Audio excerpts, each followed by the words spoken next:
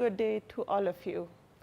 I hope you are doing great and ready for another exciting journey into the world of management. I am Dr. Lala Rukshabir from Southern Business School, Institute of Southern Punjab, Multan.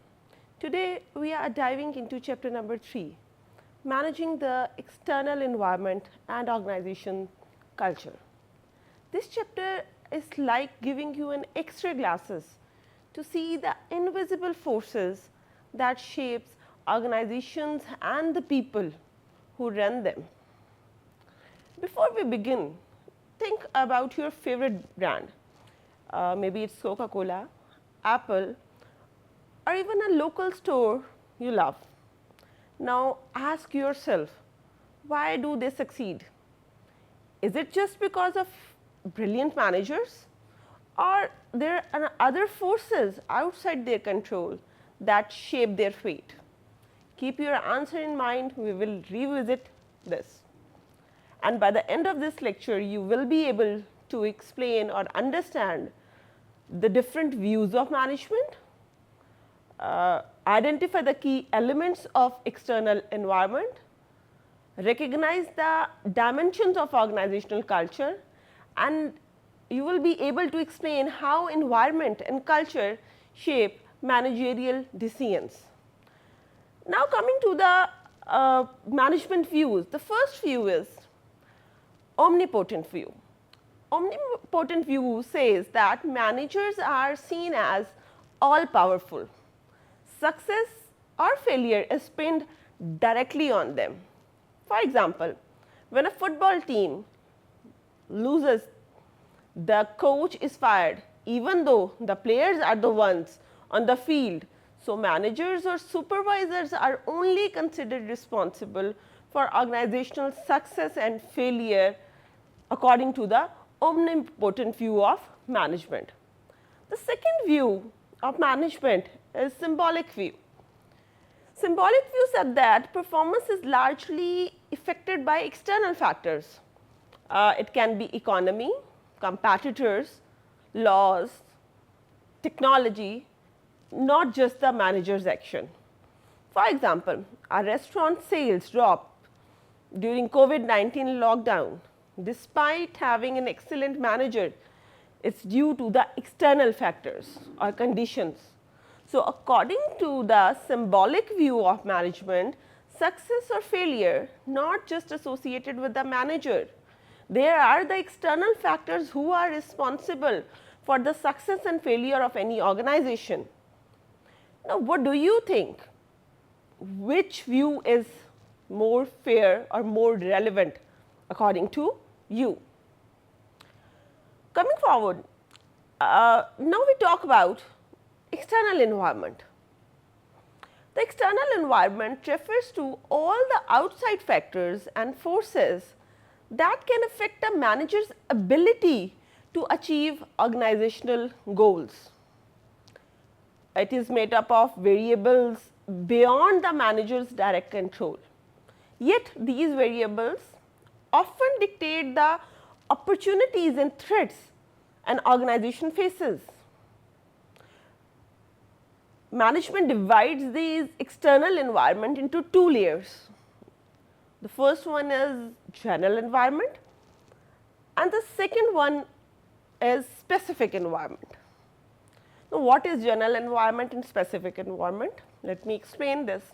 The general environment includes broad forces that impacts all organizations to some extent, such as economic conditions, demographic trends, political and legal frameworks, socio-cultural changes, technological advancements, and global developments. For example, economic recession can reduce customer purchasing power. New legislations can alter industry regulations, and emerging technologies can open entirely new markets while making existing products obsolete. So, these are the general environment factors. Coming to the specific environment, on the other hand, consists of stakeholders that are more directly connected to organization operations, like customers They can be suppliers, competitors, pressure groups, regulatory agencies. Each of this group can influence the organization in many different ways. For example, customer shapes the demand of the product and services. Supplier affects the cost and availability of material. Competitors drive the need for innovation and differentiation. So, these factors are considered as a specific environmental factors. Manager must constantly scan, monitor and adapt to changes in both layers to remain competitive. One most important concept here is environmental uncertainty, which refers to the degree of change and complexity in the environment. A highly dynamic and complex environment like the technology industries create more uncertainty for managers than a stable and a simple one, such as a grain milling. By understanding the external environment in depth, manager can anticipate challenges, seize opportunities and align their strategies with realities of the market and society. Now, one by one we are going to explain the external factors that exist outside the organization, but strongly influence its decisions, strategies and overall success. So, the number one factor is economic environment. The economic environment is like the weather for business, sometimes sunny, sometimes stormy. It includes inflation, interest rates, unemployment and overall growth.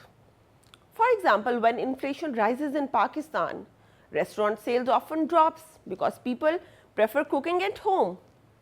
Recently, higher interest rates also slowed car sales by making loans expensive. So, managers can't control the economy, but like sailors, they adjust their sails to survive the changing winds. The second factor is demographic environment. Demographic describes who your customers and employees are, their ages, their income, education, location. Pakistan's large youth population drives demand for fast food, mobile technology and fashion, which is why brands like KFC, Dras focus heavily on young consumers. In contrast, Japan, aging population has boosted demand for healthcare products, senior friendly products. So, knowing the audience helps the managers design the product that hits the mark. It is very important to consider the demographic factors. The third factor which we consider in general environment is political and legal environment. This environment is the rule book for business set by the governments and the regulators. For example, a sudden law can change the game overnight. For example, when plastic bags were banned in different parts of Pakistan, retailers had to quickly switch to eco-friendly packaging. So, political stability and clear politics make planning more easier, while frequent changes create uncertainty. So, we need to consider the political or legal factors as well, because they are impacting our business. Coming to the next factor is socio-cultural environment. Socio-cultural factors are people's values, beliefs, lifestyles. In Pakistan, rising health awareness has boosted demand for gyms, organic food and fresh food juices. Ramadan too changes working hours, advertising styles, product offerings. So, business that align with social values connect more better with customers.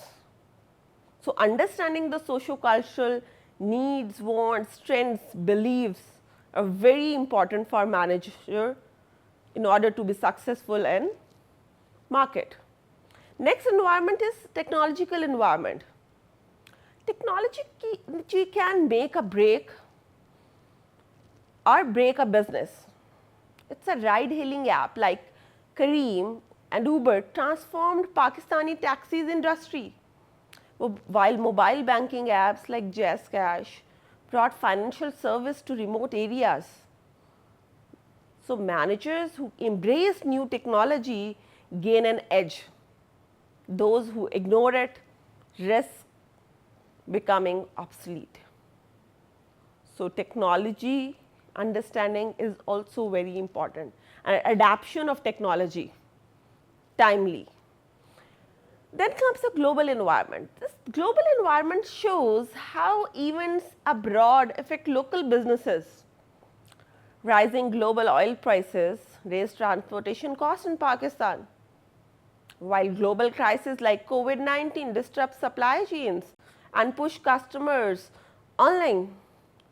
So, in today's world, even small businesses must think beyond borders. Understanding the global environment is equally important as understanding the national environment.